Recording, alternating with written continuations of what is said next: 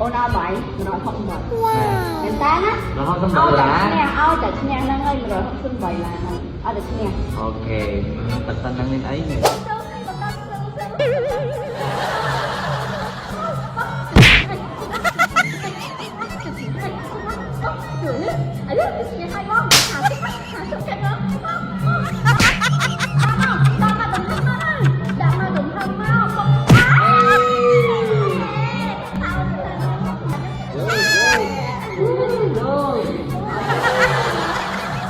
ហ្នឹងហើយអ្នកគ្នាថ្ងៃនេះខ្ញុំមើលបណ្ដាលតែសុកសង្ស័យខ្ញុំមកឲ្យខ្ញុំកាច់ដៃមួយហៀហើយថាឲ្យលុយខ្ញុំហើយមនុស្សខ្ញុំឆ្លាតដែរចែកលុយពីអ្នកហៀបហើយពុកមើលបណ្ដាលសុកចែកដនអីថ្ងៃនេះគេចែករង្វាន់$168 100អ្នកអ្នកគ្នាថ្ងៃមុនតំចែករង្វាន់ហើយសោះឥឡូវចែករង្វាន់ទៀតហើយអ្នកគ្នាហើយបច្ចុប្បន្នអ្នកឈ្នះច្រើនមែនរត់តែជីសេះសត្រូវរង្វាន់ម្នាក់ផ្អើអស់មួយភូមិហើយនេះគឺជាលពូពាក់ IQ ហ្នឹងហើយអ្នកគ្នាតែក៏កំពុងតែចែករង្វាន់